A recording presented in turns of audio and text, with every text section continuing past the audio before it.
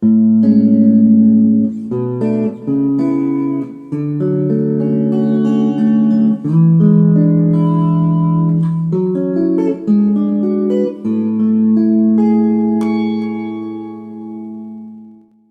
covered the same material in a previous lesson that I did a while back, and I did everything in the key of C for the sake of simplicity.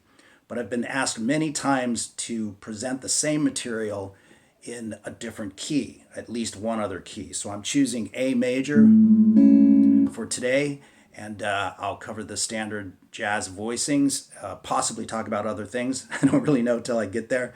And I'll show you the arpeggios and how they combine with the modes, okay? Now, in the world of jazz, they rarely use anything smaller than a seventh chord.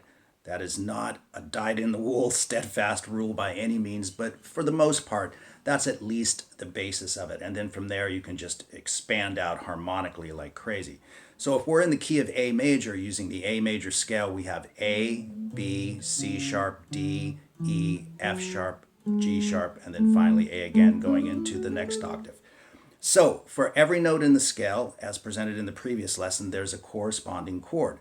Your first chord will be a major, second chord will be a minor, third one is a minor, fourth one is a major, fifth one is a major, sixth one is a minor, and the seventh one is a minor flat 5, or what's often referred to as a half diminished chord. So the formula is major, minor, minor, major, major, minor, minor flat 5. The easiest way to remember this is that the 1, the 4, and the 5 are all major chords, and the rest of them are minor chords, including that 7th, which is a minor flat 5. So the first chord in line is an A major 7, followed by a B minor 7, C sharp minor 7, D major 7. The 5 chord is a major once again, but it's a dominant 7th. And the 6th is a minor 7th. And then finally the 7th is a minor 7 flat 5. So we have A major 7, B minor 7, C sharp minor 7, D major 7, E dominant 7th, F sharp minor 7th, G sharp minor 7 flat 5, and right back to an A major 7. And of course, there's obviously different ways to play these chords, okay? And you can find them all over the internet, but I'll present a couple of different ways here and there. But so what we want to talk about is the very first chord, the A major 7th, and learning the jazz arpeggio for that particular chord.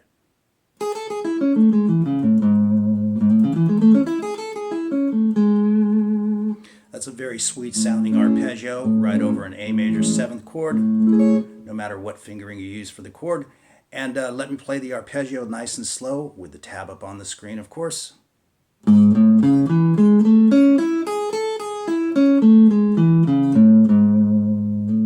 you'll notice that the second note in the arpeggio is actually the root tone A. So it actually starts with that G sharp note, which is what creates the major 7th chord itself. So a lot of jazz players like to capture that right out the gate.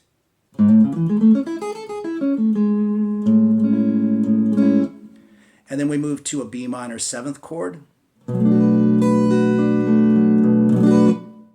And the arpeggio is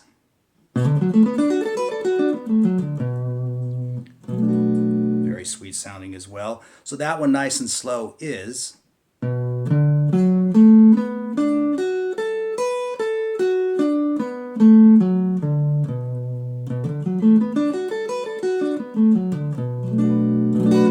and then we move to a C sharp minor 7th, and this is also a minor 7th arpeggio. So here's another way to play a minor 7th arpeggio off of the 5th string instead. Nice and slow.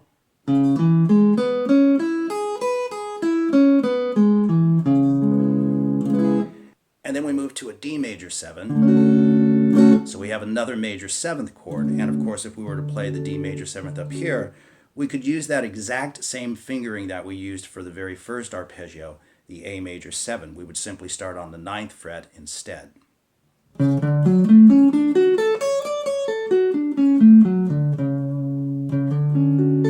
But if we wanted to play it off of the 5th string, here's another fingering for the major 7th arpeggio.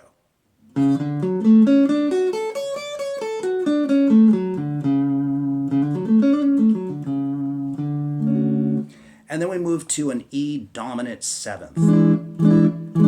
And the arpeggio is played like so.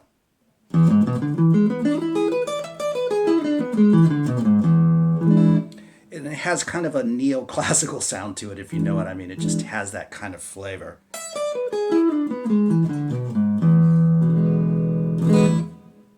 And the next chord in line, the 6th chord in the natural diatonic chord progression, is F sharp minor 7th. So we have another minor 7th now, so we can use that same fingering that we used on the C sharp minor 7th if we want to. That sounds good. And if we want to play the F sharp minor 7th down here, we can use the same fingering that we used on the B minor 7th.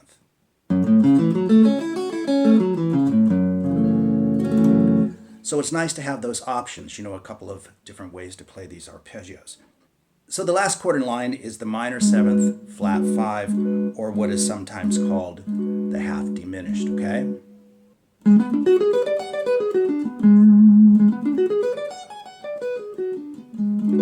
That's the minor 7th flat 5. And so there you have it, 7 chords and 7 jazz-based arpeggios. So just as you have a chord for each note in the scale and you have the arpeggio that goes with each chord, you also have the mode that best captures each chord, and that can be combined with the arpeggios, which is really what this tutorial is all about.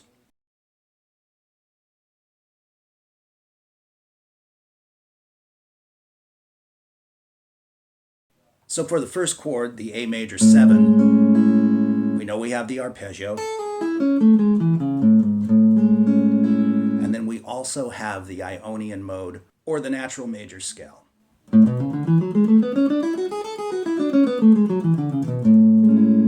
So that can be combined with the arpeggio.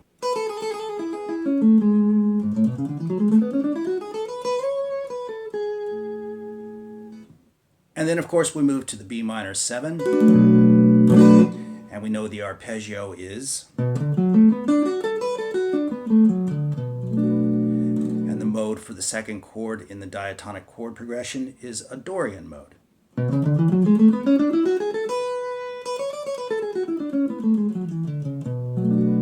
favorite of Carlos Santana, David Gilmour, and others.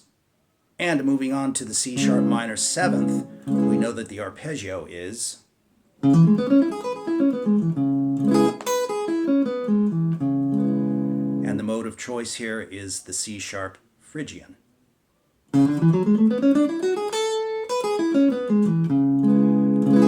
And of course the idea once again is to learn how to combine these particular modes with the appropriate arpeggio, or just be creative and jump around. Here's the Phrygian mode again off of the 6th string.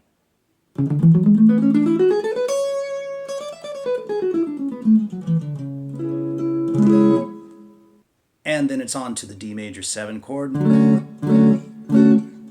however you choose to play it, and the mode is D Lydian, one of my favorite modes actually.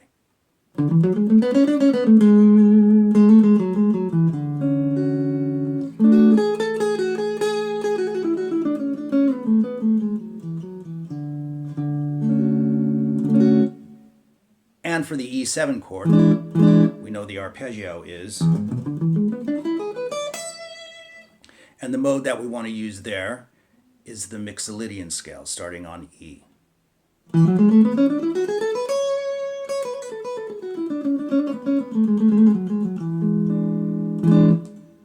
And then as we make our way to the F sharp minor 7th chord, that is the 6th chord in the diatonic chord progression, and that's the relative minor. So F sharp minor is the relative minor to A major. And the mode that we use there is the natural minor scale, or what is also known as the Aeolian mode.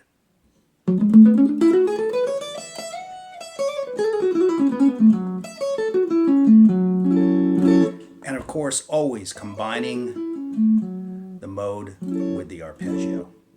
And last but not least is the G sharp minor 7th flat 5 with the arpeggio, of course. And we use the Locrian mode.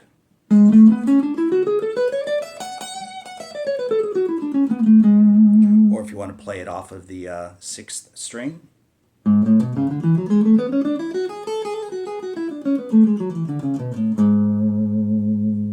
And we find our way back to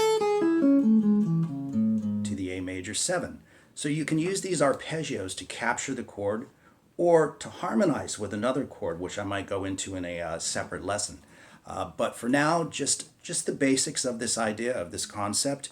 But if you find that you're interested in the modes, I personally love them. I'm kind of a mode freak because there's just so much great stuff to uncover there. But if you find yourself interested and want to get into a deeper study of it, you might want to check out my Unlocking the Modes on Guitar.